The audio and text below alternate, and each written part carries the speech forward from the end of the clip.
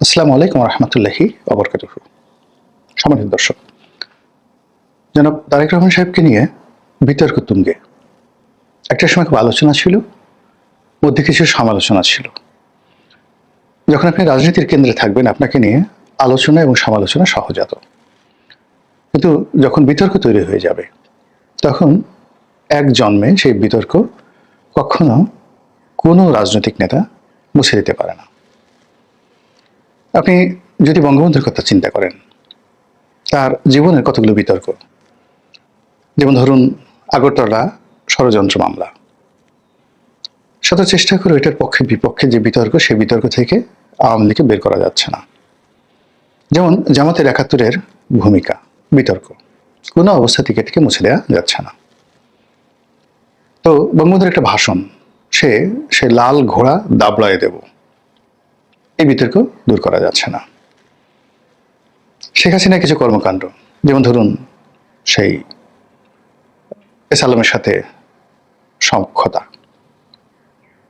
তারপর সালমান এফ রহমান সাহেবের সাথে সখ্যতা, যত ভালো কাজ হোক না কেন এই বিতর্কগুলো এড়ানো যাচ্ছে না।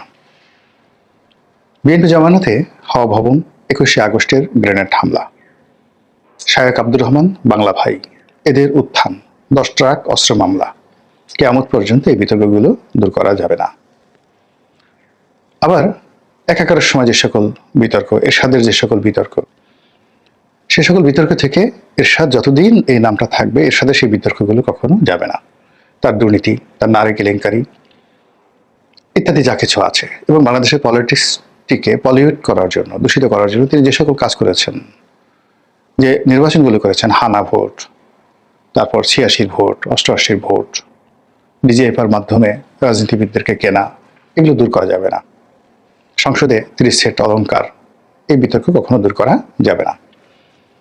তো সেই দিক থেকে জনাব তারেক রহমান সাহেবকে নিয়ে যে সকল আলোচনা সমালোচনা হচ্ছিল, ওই পর্যন্তই ওকে ছিল। কিন্তু বিতর্কগুলো ইদানিংকালে খুব মারাত্মক আকার ধারণ করেছে। এখন সে সকল বিতর্ক কি? একান্ত ঘনিষ্ঠজন যারা এই গত ১৪ মাসে তারেক রহমান সাহেবের পক্ষে খুব কথাবার্তা বলতেন, তারা একান্ত আলাপ আলোচনায় যে সকল নেতিবাচক কথাবার্তা বলছেন, বিএনপির লোক, এ কথা আমি এখানে বলবো না, বলতে পারবো না। বিএনপির যারা শীর্ষ নেতৃবৃন্দ, এই জিনিসগুলো তাদেরকে ভাবতে হবে। বেগম জি হাসপাতালে অসুস্থ, সেই অসুস্থ অবস্থায় তাকে নিয়ে কিভাবে কথা বলতে হবে, বিএনপির যারা ভাইস প্রেসিডেন্ট পর্যায়ে রয়েছেন, সহসভাপতি পর্যায়ে রয়েছেন, সে সকল লোককে যদি নিয়ম করে মুখ বন্ধ করতে হয়, তাহলে বুঝতে পারে যে দলটা কতটা বিশৃঙ্খল হয়ে পড়েছে। এখন বলা হচ্ছে যে বিএনপির পক্ষে কেবলমাত্র ডাক্তার জাহিদ কথা বলবেন। অন্যদিকে এই যেভাবে বেগম জিয়ার সেই অসুস্থতা নিয়ে বিতর্ক তৈরি করা হচ্ছে, বিএনপি এটা মোকাবেলা করতে পারছে না। এখানে দল বেঁধে লোক ভিড় করছে, যাচ্ছে, আসছে, হেলিকপ্টার উড়ছে, এসএসএফ এর প্রহরা বসানো হয়েছে। এই বিষয়গুলোতে আসলে বিএনপির সিদ্ধান্ত নেয়ার দরকার ছিল।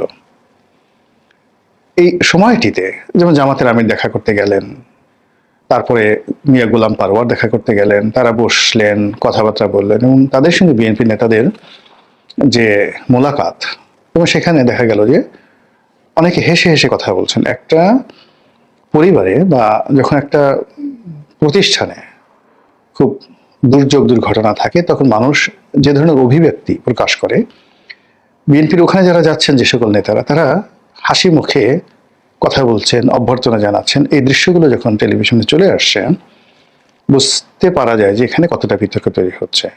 অনেকে এটাকে একটা ব্যবসা হিসেবে নিয়েছেন।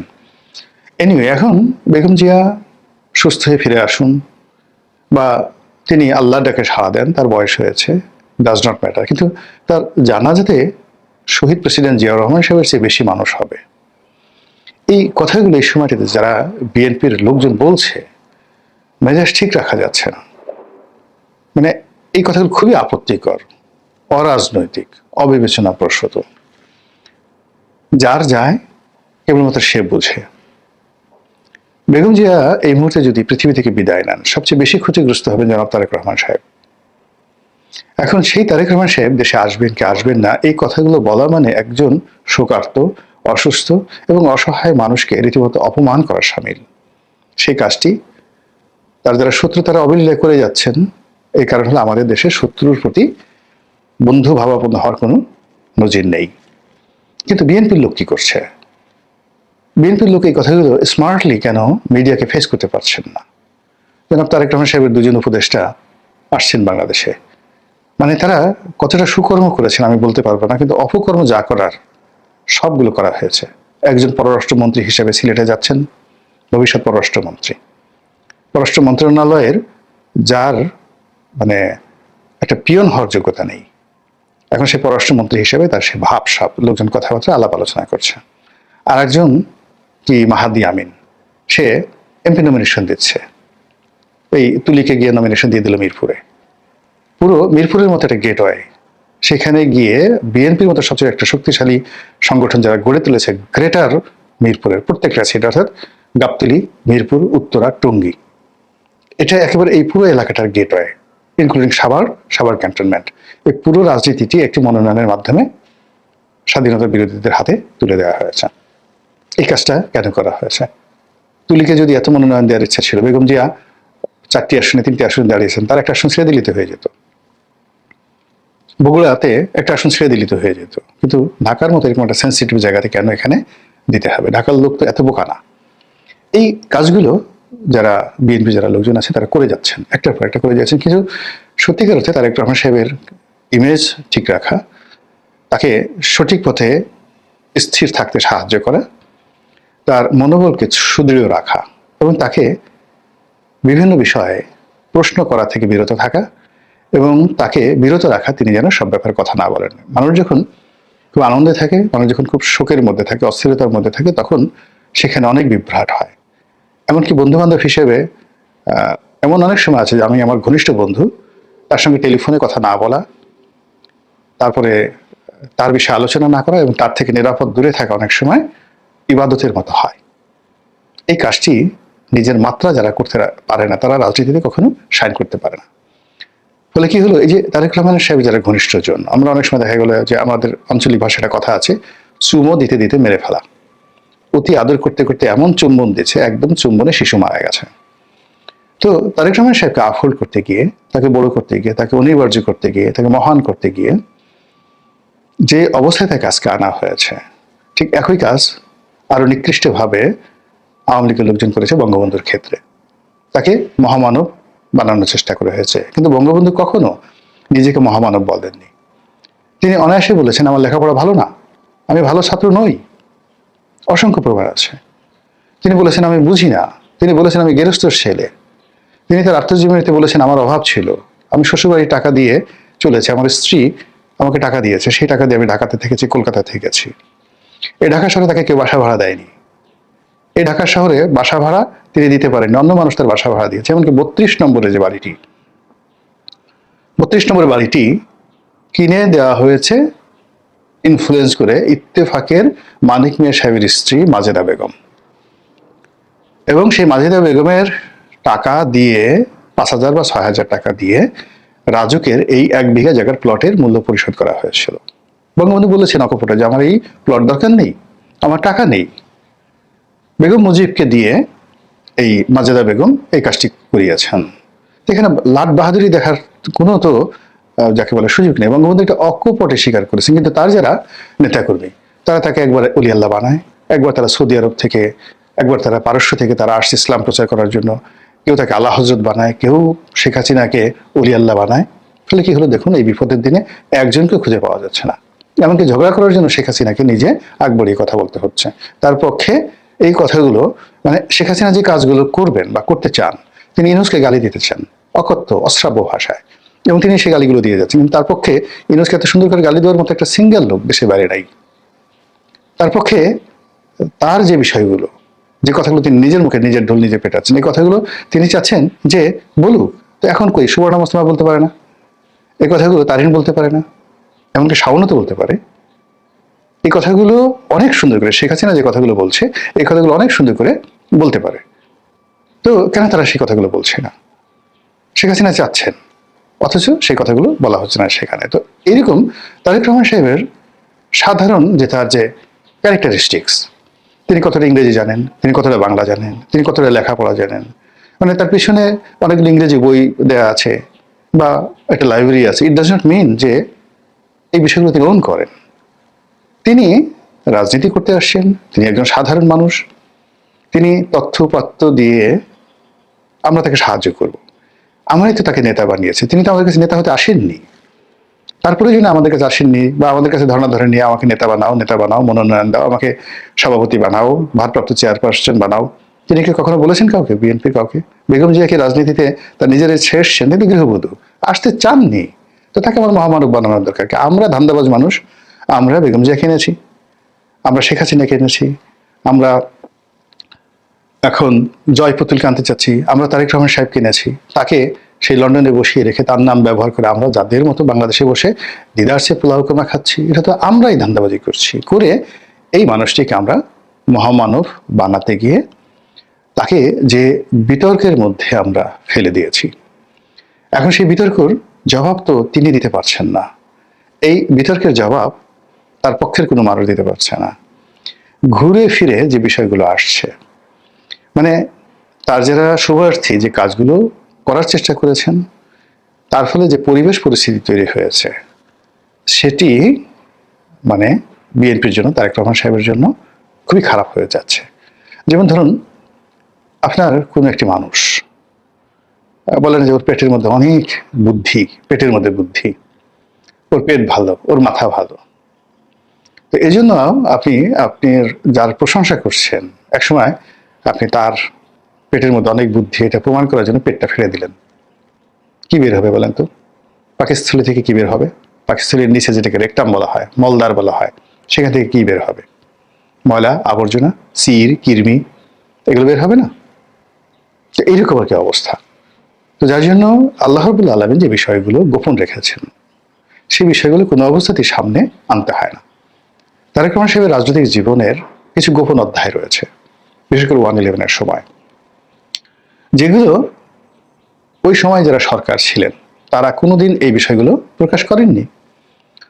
তারপর এমনকি আওয়ামী লীগ তারেক রহমান সাহেবকে নিয়ে নানা রকম নেতিবাচক কথা বলেছে, কিন্তু রাষ্ট্রীয় ওই বিষয়গুলো কিভাবে কি হয়েছে এই জিনিসগুলো প্রচার করা হয়নি। কিন্তু এখন দেখা গেল বিএনপি ঘনিষ্ঠ যারা লোকজন রয়েছেন, তারা 1/11-এর সময় সেই ব্রিগেডিয়ার বাড়ি কিংবা 1/11 যারা কুশীলব, তারা এই বেগম জিয়ার সঙ্গে দেখা করেছেন, কি বলেছেন, তারপর বেগম জিয়া কি শর্ত দিয়েছেন এবং কোন শর্তের প্রেক্ষিতে তারেক রহমান সাহেবকে তৎকালীন সেনা কর্তৃপক্ষ দেশের বাইরে পাঠাতে রাজি হলো, সেখানে কি দলিল ছিল, কি মুসলেকা ছিল, কি শব্দ ছিল, সেই বিষয়গুলো এখন ওপেন সিক্রেট হয়ে গেছে।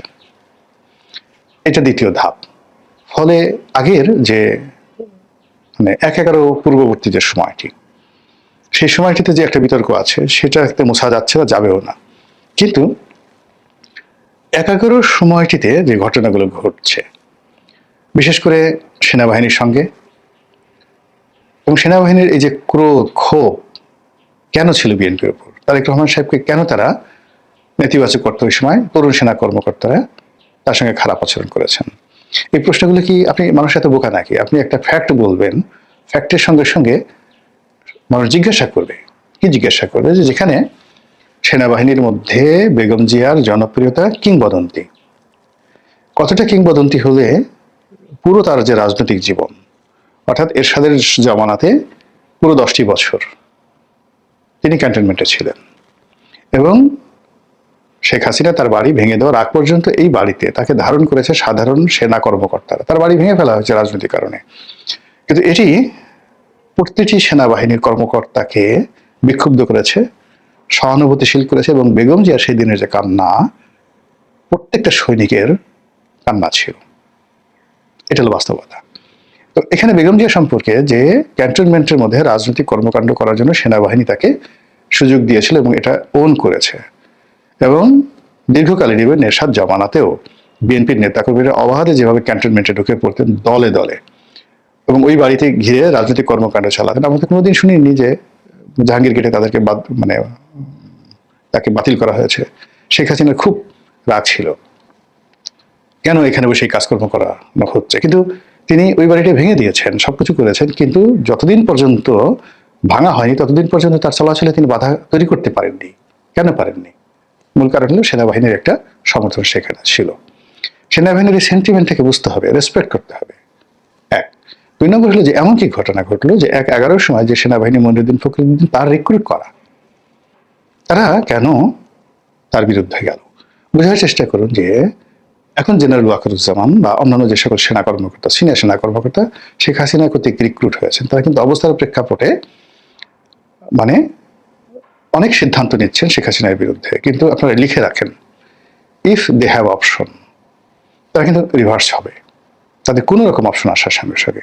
একইভাবে 111-এর মঈনুদ্দিন ফখরুদ্দিন যে পরিস্থিতিতে পরিবেশে বিএনপির বিরুদ্ধে গিয়েছিল, তারা কিন্তু যখন পরিস্থিতিটা রিভার্স হলো তখন কিন্তু তারা আবার বিএনপির কাছে এসেছিল। লিখে রাখেন, এই কথাটা সত্য।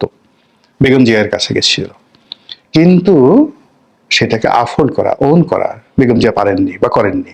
জিদ করে বলেছেন যে না, হবে না, তোমরা আমাকে ক্ষমতাচ্যুত করেছো। কিন্তু শেখ হাসিনা সেটা ওয়েলকাম করেছে। এবং এখন আপনি দেখেন, যদি সেনাবাহিনীর পক্ষ থেকে, এমনকি ডক্টর মোহাম্মদ ইউনূসের পক্ষ থেকে কোনো রকম প্রস্তাব শেখ হাসিনার কাছে যায়, উনি সঙ্গে সঙ্গে অ্যাকসেপ্ট করবেন। That's is politics. কিন্তু বিএনপির যারা লোকজন আছে তারা সিদ্ধান্ত নেবেন কি করবেন কি করবেন না, করা ঠিক হবে কি হবে না, আমরা এই কাজ করলে জামাত কি মনে করবে, অমুক কি মনে করে, এসকল কথাবার্তা বলে সময় নষ্ট করে ফেলবেন। তো একইভাবে এখন তারেক রহমান সাহেবকে বড় করতে গিয়ে তার প্রতি সহানুভূতি তৈরি করার জন্য সেই যে তাকে নির্যাতন করা হয়েছে, এই দৃশ্যগুলো এখন ভাইরাল। কেন আমাকে এই জিনিসগুলো দেখাতে হবে? তাকে মারধর করা হয়েছে, তাকে অত্যাচার করা হয়েছে, ফলে সঙ্গত কারণেই কেন অত্যাচার করা হয়েছে এই প্রশ্ন চলে আসছে। তাকে অত্যাচার করা হয়েছে, ভালো হয়েছে, আমরা এটা করলাম যে যারা এই কাজটা করেছে আমরা তাদের বিচার চাই। কিন্তু কেন এই কাজটি করা হয়েছে, যখন এই কেন শব্দটি আসছে, তখন সেখান থেকে কি বের হয়ে আসছে? ভালো কিছু? এক। ২ নম্বর, এই ঘটনার সঙ্গে যারা জড়িত, এটি কোনো পার্সন না ইনস্টিটিউশন? বুঝতে হবে যে এখানে ডিজিএফআই একটা প্রতিষ্ঠান, এখানে সেনাবাহিনী একটি প্রতিষ্ঠান, ফলে এখানে যত মানুষ জড়িত এদেরকে ওন করা সেনাবাহিনীর দায়িত্ব, যতদিন পর্যন্ত সেনাবাহিনী আছে। পাকিস্তানের কথা চিন্তা করুন, বাংলাদেশে তারেক রহমান সাহেবের কি জনপ্রিয়তা, তার সে 100 গুণ জনপ্রিয়তা ইমরান খানের। তারেক রহমান সাহেবের কি কোয়ালিটি, তার সে 1000 গুণ, কোটি গুণ কোয়ালিটি জনাব ইমরান খানের, বিশ্বনন্দিত। কিন্তু পাকিস্তান সেনাবাহিনীর সঙ্গে তিনি পেরেছেন? জীবন শেষ। দেখেন, যে সেনাবাহিনী তাকে নেগোসিয়েশন করার সুযোগ দিয়েছে, বন্ধু হওয়ার সুযোগ দিয়েছে, সেই বন্ধুত্বটা সে যখন নেয়নি, এখন সে বন্ধুত্ব ভিক্ষা করছে, কোনো মতো জেল থেকে বেরোনোর চেষ্টা করছে, কিন্তু এখন আর সেই সুযোগটা নেই ইমরান খানের ক্ষেত্রে। এই যে 2025 সালের ডিসেম্বরে নির্বাচন করার জন্য সেনাবাহিনী যেভাবে বিএনপির সঙ্গে নেগোসিয়েশন করার চেষ্টা করেছিল, জেনারেল ওয়াকারুজ্জামান যেভাবে তারেক রহমান সাহেবকে একটা ওপেন চেক দিয়ে দিয়েছিলেন যে আপনি বিএনপি ডিসেম্বরে নির্বাচনের জন্য সরকারের প্রতি চাপ প্রয়োগ করেন, আমরা আপনার সঙ্গে আছি। তো সেই অফারটা সে গ্রহণ করেনি। গ্রহণ না করে সে কি করেছে, ডক্টর মোহাম্মদ ইউনূসের সেই প্রস্তাবনা রাজি হয়ে এটাকে ফেব্রুয়ারিতে নিয়ে গেছে। ফলে এখন দেখেন তো, এই আজকের এই দিনে সেনাবাহিনীকে সে এক্সপেক্ট করতে পারছে? কিংবা ডক্টর মোহাম্মদ ইউনূসকে কি তারা ওন করতে পারছে? আমার তো মনে হয় না। সমস্যা হয়ে গেছে। অধিকাংশ যে জিনিসটা হচ্ছে যে তার এই যে ওই সময়টিতে গ্রেপ্তার হওয়া এবং ওই সময়টাতে তার নির্যাতন হওয়া কেন হয়েছিল, কেন সেনাবাহিনী কোকোকে ছেড়ে দিতে চাচ্ছে, বেগম জিয়াকে বিদেশে যেতে মানে তার অনুমতি দিতে চাচ্ছে, কিন্তু তারেক রহমান সাহেবকে কেন ছাড়তে চাচ্ছিল না? মানে এমন একটা সময় এসে গেল যে বেগম জিয়া তার এই সেনাবাহিনীর সঙ্গে নেগোসিয়েশনের জন্য একমাত্র শর্ত দিলেন যে তার ছেলেকে নিরাপদে বিদেশে যেতে দিতে হবে। কেন? হোয়াই? এই জিনিসগুলো কেন এখন সামনে আসবে বলেন তো? এটা তো দরকার ছিল না, কিন্তু সামনে এসে গেছে এবং এগুলো নিয়ে ভীষণ রকম আলোচনা হচ্ছে, প্রতিপক্ষ তালি বাজাচ্ছে। কিন্তু বিএনপির লোকজন এখন পর্যন্ত বুঝতে পারছে না যে এই কাজগুলো কতটা ভয়াবহ পরিণতি ডেকে নিয়ে আসবে। তারা এখনো মনে করছে যে ওই যে তাকে হুইল চেয়ারে করে নিয়ে যাওয়া হচ্ছে, ওই যে ছবিটিকে তাকে হাত ধরে টেনে ফ্যানের সঙ্গে বেঁধে রাখা হয়েছে, তাকে যেভাবে অসহায় দুর্বল অবস্থায় পিজি হাসপাতালে নেওয়া হয়েছে, হাসপাতালের সেই জানালা দিয়ে তিনি হাত নাড়ানোর চেষ্টা করছেন, দেখার চেষ্টা করছেন উদাস দৃষ্টিতে, এই দৃশ্যগুলো ভালো না, বিএনপির জন্য ভালো না, তারেক রহমান সাহেবের জন্য ভালো না। আর এই দৃশ্যের সঙ্গে কন্টিনিউয়াসলি একটার পর একটা ধারাবাহিকভাবে যে ফ্যাক্ট চলে আসছে। তিনি বাংলাদেশ থেকে গেলেন, দেয়ার ইজ এ ডকুমেন্ট। কিন্তু এমনি এমনি যায়নি, তাকে গ্রেপ্তার করা হয়েছে সুনির্দিষ্ট অভিযোগ, এবং সেই অভিযোগটাকে প্রমাণ করার জন্য তৎকালীন সেনা কর্তৃপক্ষ একটা ডকুমেন্টেশন তৈরি করেছে। Where is that documentation? এটা কি সেনাবাহিনীর হাতে আছে, নাকি আমাদের জুডিশিয়ারির হাতে আছে? বা ওই সময়তে যে ট্রাইব্যুনাল করা হয়েছিল শেখ হাসিনা এবং খালেদা জিয়াকে বিচার করার জন্য, সেই ট্রাইব্যুনালে আছে, বিকজ ওখানে তো মামলাগুলো চলমান। Where is the document? সেই ডকুমেন্ট কি আছে? সবকিছু মাফ করে দেওয়া হলো, সবকিছু খালাস করে দেওয়া হলো, কিন্তু ঘটনা তো তা না। There is a document. এগুলো কেন সামনে আসলো এই সময়টিতে? কেন এগুলো নেগোসিয়েশন করা হলো না? সেকেন্ড থিং হলো যে তিনি গেলেন, দেয়ার ইজ এ প্রসিডিউর। তিনি সেখান থেকে গেলেন, ব্রিটেনের ভিসা পাওয়া, সেখানে বসবাস করা, এটা যে কোনো মানুষের জন্যই। There is a rules. Britain ইচ্ছা করলে যে কোনো লোককে আশ্রয় দিতে পারে না। ভারত সর্বোচ্চ চেষ্টা করেছে শেখ হাসিনাকে ইংল্যান্ডে রাখার জন্য, পারেনি। তো শেখ হাসিনাকে ইংল্যান্ডে রাখার জন্য ভারত চেষ্টা করছে, পারেনি। কিন্তু ওই সময় সেনা সমর্থিত সরকার এমনকি জাদু বলে, তো সে মানে তারেক রহমান সাহেবকে ইংল্যান্ডে আশ্রয় দিতে পেরেছিল। এর কারণ হলো এখানে সরাসরি আমেরিকা ইনফ্লুয়েন্স করেছে। আমেরিকা চেয়েছে, তাই ব্রিটেন তাকে আশ্রয় দিয়েছে। আর শেখ হাসিনাকে আমেরিকা চায়নি, তাই ব্রিটেন আশ্রয় দিতে পারে। কিন্তু শেখ হাসিনার জন্য ভারতের চাইতে ইংল্যান্ডে থাকাটা 1,00,000 কোটি গুণ তার জন্য বেশি ছিল, লিবারেল ছিল। সে ইংল্যান্ডে থাকলে ফাটিয়ে ফেলতেন এতদিন। তো সেটা পারেনি, বিকজ আমেরিকা চায়নি। এখন তিনি গেলেন, দেয়ার ইজ এ ডকুমেন্টেশন। তিনি ইংল্যান্ডে আছেন, দেয়ার ইজ এ ডকুমেন্টেশন। সেই ডকুমেন্টটা কি? এখন লোকজন সামনে চলে এসছে। তিনি কি অ্যাসাইলাম সিকার? তিনি কি সেখানে স্থায়ী বসবাস করছেন, পাসপোর্টধারী? তিনি যদি এমন হন, তার মেয়ের অবস্থা কি? তার স্ত্রীর অবস্থা কি? তার স্ট্যাটাস কি? তার ওখানে কিভাবে পরিবার পরিজন চলছে? তিনি আসবেন কিভাবে? আসতে পারবেন কিনা? আসলে আবার যাবেন কিনা? যেতে পারবেন কিনা? থাকতে পারবেন কিনা? এই অসংখ্য বিতর্ক, একটার পর একটা, পুরো রাজনীতির অঙ্গনে যে ধোঁয়াশা তৈরি করেছে, সেই ধোঁয়াশার ফলে যে কুয়াশা তৈরি হয়েছে, সেই কুয়াশায় রাজনীতির সমস্ত পথ দুর্বোধ্য, দুর্গম হয়ে পড়েছে। 1 গজ দূরে কি হচ্ছে এটা বোঝা যাচ্ছে না।